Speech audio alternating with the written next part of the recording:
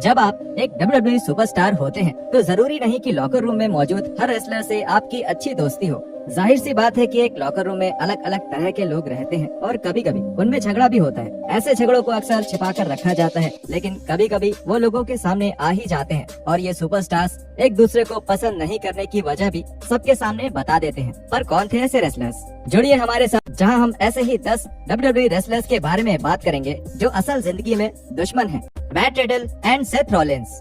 Riddle और Seth Rollins के बीच की दिक्कतें 2019 में शुरू हुई थी, जब रिडल की वाइफ ने बेकी लिंच के बारे में इंस्टाग्राम पर कुछ गलत बातें कही थी। ये रॉलिंस को बिल्कुल पसंद नहीं आया और उन्होंने रिडल के साथ किसी भी तरह का काम करने से मना कर दिया। 2021 में टॉक स्पोर्ट के साथ एक इंटरव्यू के दौरान रिडल ने अपने और सेथ रॉलिंस के इस झगड़े के बारे में बात करी। उन्होंने बताया, मैं सच कहूँगा, मैं सेथ से बहुत बार मिला हूँ और वो मुझसे मिले हैं। मुझे नहीं लगता हम कभी अच्छे दोस्त बन सकते हैं। मुझे नहीं लगता हम एक दूसरे को पसंद करते हैं। हम दोनों बिल्कुल अलग इंसान हैं। हालांकि हम दोनों को ही रेसलिंग बहुत पसंद है।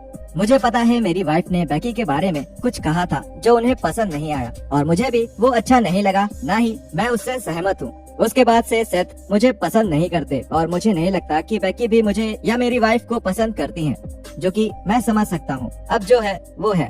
2022 में सेथ रॉलिंस और रिडल ने एक साथ काम किया था, इसलिए अभी उनके बीच काम को लेकर किस तरह के रिश्ते हैं ये साफ नहीं है। लेकिन दोनों ही अभी भी एक दूसरे को खास पसंद नहीं करते हैं। फिर भी वो अपनी निजी लड़ाई को अपने रिंग के मैच तक नहीं। AJ Styles and Paul Heyman. AJ Styles और पॉल हेमन के रिश्ते बहुत अच्छे हुआ करते थे। 2019 से 2020 तक जब पॉल हेमन रॉ चला रहे थे, तब एजे उनके सबसे पसंदीदा रेसलर्स में शामिल थे और वो सच में ऐसा मानते थे कि एजे WWE में आने वाले सबसे बेहतरीन रेसलर्स में से एक है। लेकिन ये दोस्ती 2020 में पूरी तरह टूट गई, जब एजे के अच्छे दोस्त ल्यूक गैलोस और कार्ल एंडरसन को WWE से निकाल दिया गया। एजे को लगता था कि इसमें किसी न किसी तरह से हेमन का हाथ था और अगर वो इसमें सीधी तरह शामिल नहीं होते तो हेमन को उन दोनों को कंपनी में रखने के लिए कुछ तो करना चाहिए था।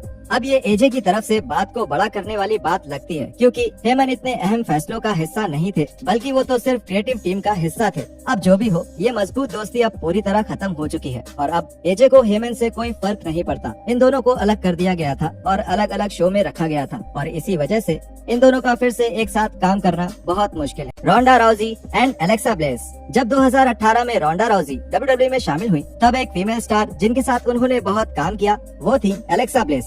हालांकि कुछ महीनों तक ये साफ नहीं हुआ था, दोनों को एक दूसरे के साथ काम करना अच्छा नहीं लगता था। ब्लेस के मुताबिक रोंडा रिंग में उनके साथ बहुत ज्यादा जोश में आ जाती थी और उनकी लापरवाही की वजह से वो लगभग WWE से बाहर ही हो गई थी। बाद में नाया जैक्स ने भी इस बात को सही बताया और कहा कि इन दोनों के बीच रिश्ते कुछ खास नहीं थे और नाया ने इस बात पर भी जोर दिया कि रोंडा ब्लेस के साथ थोड़ा ज्यादा आगे निकल जाती हैं। ब्लेस ने खुद भी इस अनबन की अफवाह को हमेशा सपोर्ट किया और जब 2022 में रोंडा WWE में वापस आई और विमेंस रॉयल रंबल जीता, तब ब्लेस ने ट्वीट किया था, वाह क्या सरप्राइज है, जिससे उनके मन में रोंडा की वापसी को लेकर खुशी की कमी साफ दिखती। Becky Lynch and Nia Jax. हालांकि दोनों विमेन रेसलर्स ने कभी ये नहीं माना है, लेकिन ये एक आम अफवाह है कि बेकी लिंच और नाया जैक्स एक दूसरे को पसंद नहीं करती हैं। इसकी शुरुआत 2018 में हुई थी, जब नाया ने रॉ के एक मैच में मुक्का मारकर सच में बेकी की नाक तोड़ दी थी। उसके बाद से फैंस नाया को WWE के रिंग में कदम रखने वाली सबसे अनप्रोफेशनल और लापरवाह टैलेंट मानने लगे हैं।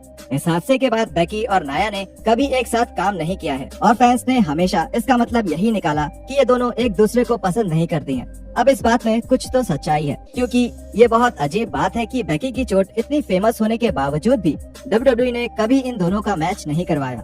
2021 में कंपनी से निकलने के बाद से नाया पॉलिटिक्स से लेकर कोविड वैक्सीन जैसे हर मुद्दे पर अपने विचार सोशल मीडिया पर सामने रखती हैं। बदकिस्मती से इनमें से कुछ बातें कुछ लोगों को कंट्रोवर्शियल और बेइज्जत करने वाली भी लगी हैं। उन्होंने मास्क पहनने की मजबूरी को यूक्रेन की वॉर से जोड़ दिया था, जिसकी वजह से बेकी ने नाया को सोशल मीडिया पर अनफॉलो कर दिया, जिससे ये बात तो साबित हो गई कि बेकी नाया की सबसे बड़ी फैन तो नहीं। Goldberg and Matt Riddle. WWE के सुपरस्टार मैट रिडल कभी भी अपनी बात रखने से पीछे नहीं हटते। अपने पूरे रेसलिंग करियर के दौरान एक रेसलर जो उन्हें कभी पसंद नहीं आए वो है गोल्डबर्ग। रिडल को गोल्डबर्ग के रेसलिंग के तरीकों का मजाक बनाने में मजा आता है और उन्होंने सबके सामने ये बोला है कि गोल्डबर्ग का रिंग में रहना सबके लिए बहुत खतरनाक है। जाहिर सी बात है रिडल की ऐसी बात। और 2021 में डेजन के साथ एक इंटरव्यू के दौरान गोल्डबर्ग ने मैट रिडल के बारे में अपनी राय बताने के लिए एक भारी शब्द का इस्तेमाल किया। उन्होंने कहा, हाँ वो बच्चा रिडल शुरू में बहुत बकवास कर रहा था और मुझे वो बिल्कुल भी पसंद नहीं आया, लेकिन उस इंसान ने बहुत मेहनत करी है, बहुत ज्यादा मेहनत, और उसने इस बिजनेस को अपनी पूरी जिंदगी दी है। अब मैं उसे पसंद करता हूँ या नहीं वो अलग है, लेकिन मुझे ये समझना होगा और इस बिजनेस को लेकर उनके जज्बे को और काम को लेकर उसके प्यार को मानना पड़ेगा, क्योंकि वो बहुत मेहनत करता है और मैं एक रेसलर और इंसान होने के नाते उसकी इज्जत करता हूँ। वो कभी कभी पागल हो जाता है, हाँ, लेकिन वो ऐसा ही है, उसका बर्ताव ऐसा है और मेरा भी।